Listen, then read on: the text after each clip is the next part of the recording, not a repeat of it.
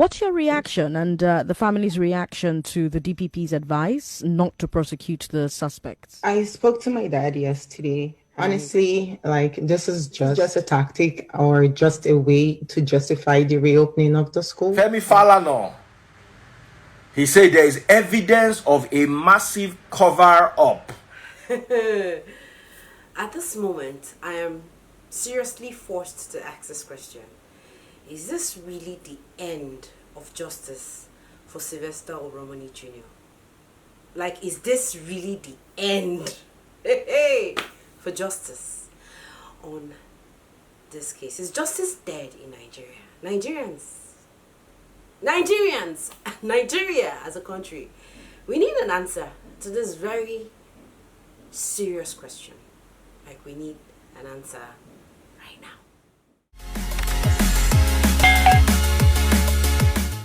So, following the latest conversation on the Sylvester Oromoni's case, I decided to talk more extensively, and you guys know that so far the 12-year-old boy who was alleged, I think I need to start using that word now, who was alleged to be brutally beaten and given something strange to drink by 5 senior students of Adetoun College.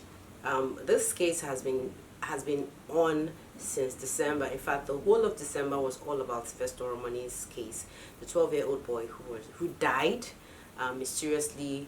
An autopsy was done by the allegedly by the parents. The parents came out to say that it was the police that actually carried out the autopsy. So two autopsies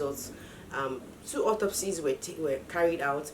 The first autopsy came out sometime in December, and it's very glaring that we saw that there was some very, very interesting facts that this death was not a natural death. But then the second autopsy result has not been released to the public, but the police has actually come out to say that Sylvester Oromoni Jr. died in natural death. So like every other person, a lot of us are upset about the situation. My big question is, why was the police so hasty in coming out to talk about this case? Why did they dismiss the school from negligence? Why? Like, everything Falana is saying right now is pointing that the Lagos State, like some people, like I always say before, I think we have some the untouchables in this part of the world, and even in a sensitive case like this, it looks like it's going to be a very shallow case. But what I'm going to be doing in this video is I'm going to be bringing out some facts that we all saw and have been saying and can attest, because the big question is, did Sylvester Oromoni die of a natural death, or did Sylvester Oromoni die from, was it a murder case? So the debate is on, is Sylvester Oromoni's death a natural death, or is it a murder case? Guys, help me out with these answers if you have any. Drop them in the comment section. Let's have a conversation about this. This is a very, very sensitive topic. I know you all know about the case so far. I have been talking about it. But if you're very new, you don't know about the Sylvester Oromoni's case, I'm going to be sharing some of the facts that actually is hinting on the fact that this young child didn't die from a natural death, as it has being announced to us. If you're new to my channel, thank you so much. Here we talk about real-time story. We're talking about the true crime story of Sylvester Oromoni Jr. If you like stories like this, if you like conversations like this, do well to subscribe to this channel to be a part of this conversation and community. Don't forget to turn on post notification so that you always get alerts of my video every time I share any content. Don't forget to give this video a big thumbs up if you like the content that I share here. My name is Julie, and you're welcome to Personality Highlights. So right now, what I'm going to be doing in this video is to share the 3 biggest highlights on the Sylvester Oromoni Jr.'s case. And the first one will be from this video and this picture we saw of Sylvester's mom, with Sylvester, I think during his his near end. And we saw the way this young boy was actually sobbing. The first time I shared a video about this, I literally cried trying to shoot the video. It was really painful. I'm not even going to lie about that. And we could see that this boy had some blood stains. It was very obvious. We don't know the kind of sepsis that would have caused this thing. I don't know, but if you are a medical profession, please come in here, share your thoughts about this. I don't know. I mean, you guys, I think we are in a democratic country, and we should be able to talk about these things. Like, we can't be stopped from talking about this, even though if this thing wants to be thrown in under the carpet, even though we know that there's some cover-up going on somewhere, we still have the right to talk about this. And I'm just having a mere conversation about it. If you are a medical professional, you're in the health sector, you are a lawyer, share with us what you think about this case, because it literally looks like a lot of things are happening behind the doors, and a lot of Nigerians are not comfortable with the things that are happening behind the doors. So I'm going to be sharing the 3 biggest highlights. The first big highlight is this video of Sylvester Oromoni Jr.'s pain, excruciating pain he was going through, and the blood stains, the swelling on the lips. I mean, if you are a medical professional, does sepsis cause deaths like this? Is this a sign of sepsis? Would like to really know about that.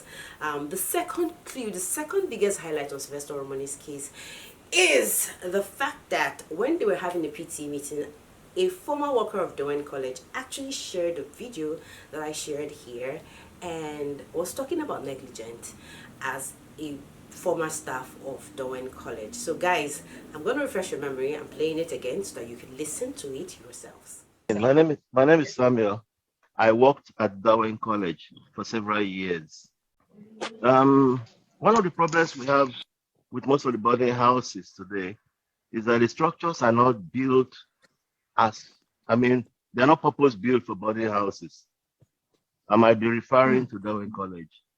Now, a situation where you have several stories, several floors, and no floor has a house parent monitoring the students.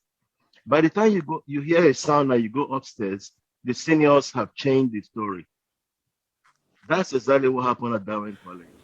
So I didn't see any of that. A former staff of Adetoun College said that clearly. So there has been neglect in that school. It has been a practicing culture, and I think that I personally do not agree with the Lagos State Police, the Commissioner of Police, for saying that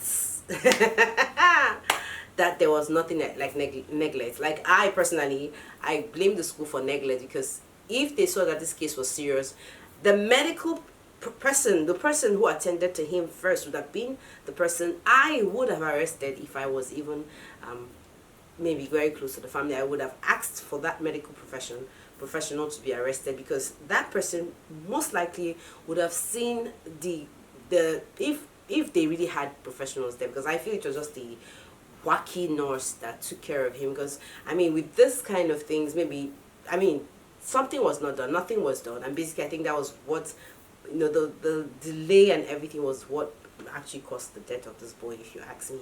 Now, the third biggest highlight in this is the facts. It's a very, very loud fact that the autopsy, we had an autopsy result that came out that shared the hints about this.